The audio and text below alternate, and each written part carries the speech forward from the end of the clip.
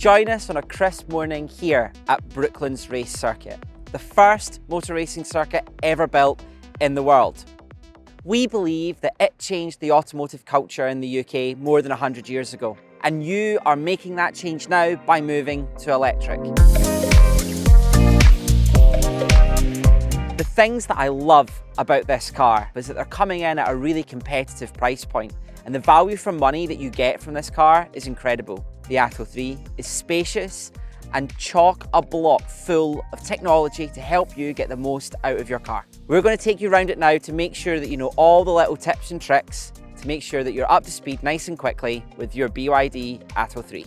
So your BYD comes with a very normal key. It is one of those keys that doesn't have a flick out portion or a bit you turn inside. Just leave it in your pocket, the car will open and shut absolutely fine.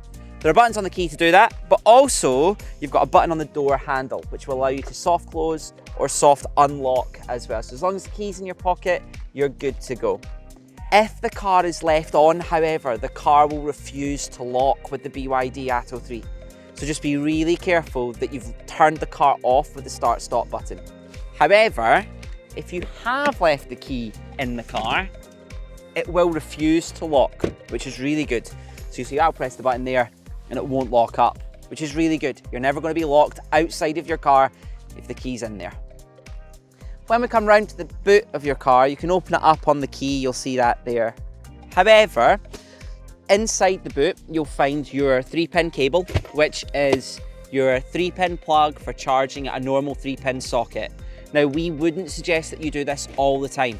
We would suggest that you only do this in emergencies or if you're visiting like an Airbnb or something like that. Day to day, normally you'll charge on your Type 2, which is in here. We'll show you that when we plug it into the charging socket. Also in the boot, you should find your Octopus driver pack. Now your driver pack has a whole load of different things in it just to keep the car in tip-top condition. In there, you'll also find the driver line. Now the driver line is who you phone if you have any issues with the car, and we'll make sure that you're all A-OK. That's also where you can book servicing, MOTs, and get your tyres swapped if you need them. There will also be your Electroverse card. Now your Electroverse card is really important because it's the card that gives you access to hundreds, if not thousands, of those DC chargers that we've just been talking about. Finally, a little bit about safety in the boot of your car. In the back here, you'll find the ISO fix for your child seats. They're the hooks that allow you to hook your child seats in. To shut the boot, you'll find there are 2 buttons up here. One just shuts the boot. The other one up here shuts and locks the car as well. So if we press that, it will lock the car up for us, boot will shut, we can walk away, car's all good. So, we told you about dropping the seats while we're in the boot. There's a little tether just here, it's nice and easy to get to. Pull it and the seats will fall down. It's a 60-40 split, so that seat has its own tether and these two as well. So you can leave 2 seats up and drop one, or have these 2 seats down and keep one up.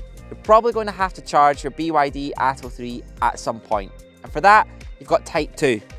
Now the lovely thing is Type 2 is now the standard across the whole of Europe, so every single car that we have at Octopus Electric Vehicles comes with Type 2. You push your charging flap in, it'll open up, and inside you've got 2 more covers just to keep those sockets nice and dry. It's really easy. You just slide it in, push in and leave. The car will now charge up from your home charger or a charger by the road as well. If you're charging on DC, there's a bottom flap as well because it's a slightly thicker cable that goes in there. One of the lovely things we always get asked is, what if some scallywag comes along and tries to pull the cable out? If your car's locked, the cable is locked in place as well. So as long as the car's locked and you're charging, the cable won't move. To unlock it, as long as the car is unlocked, the cable should pull right back out.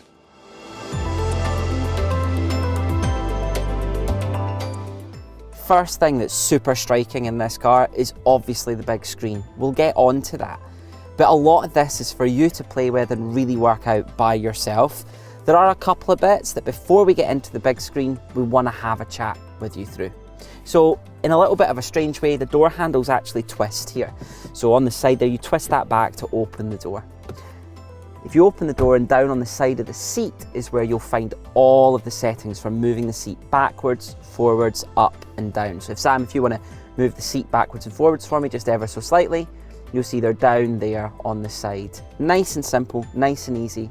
There's a lot of buttons going on the steering wheel as well, very much for setting your cruise control and things like that, which again, once you're out on the road, you can absolutely have a play with. Having a traffic aware cruise control system is one of the nicest things. In the instrument cluster, just in front of your steering wheel, is where you'll find your range, what battery you've got left in terms of mileage.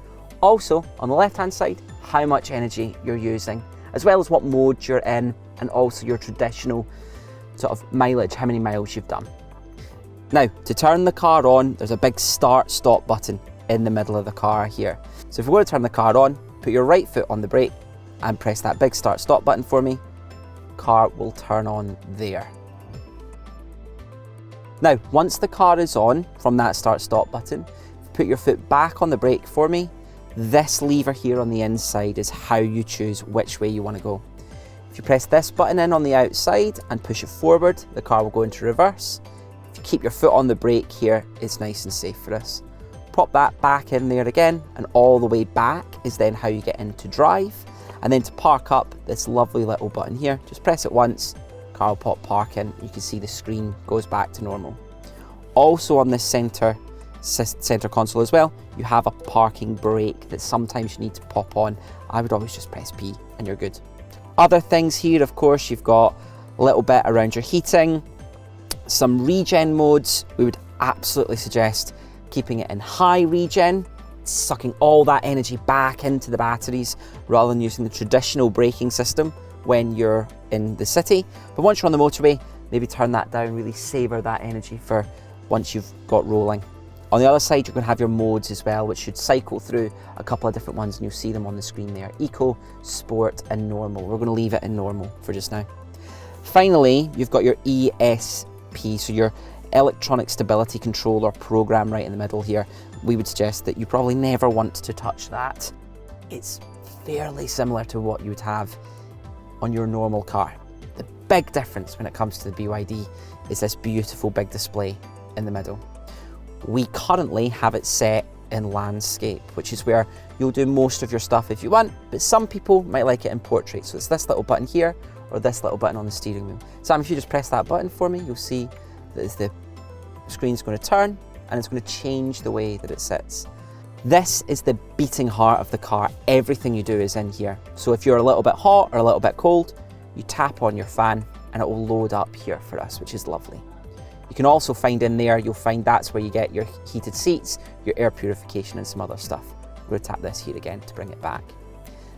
Now, one of the big things that we offer here with your electric car at Octopus is, of course, Intelligent Octopus Go and Octopus Go.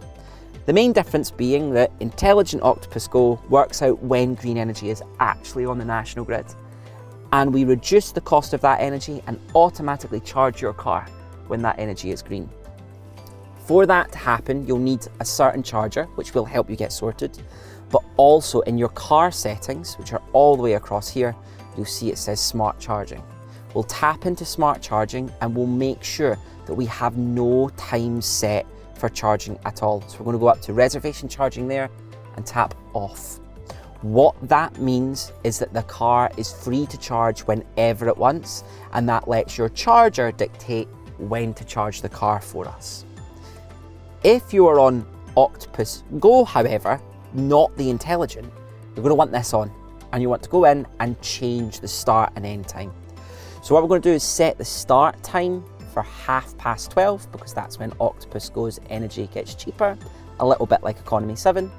And then we are going to change the stop time to 4:30, because that's when Octopus Energy finishes. And all we're going to do is hit OK, and then you're ready to rock and roll. As we said, there is so much to learn about this car, but one of the big things that we'd absolutely want you to go and do is sit down and have a look through it and have a play. All of your settings can be found in here. So your internet, your ADAS, your energy, and your vehicle settings are probably some of the most important.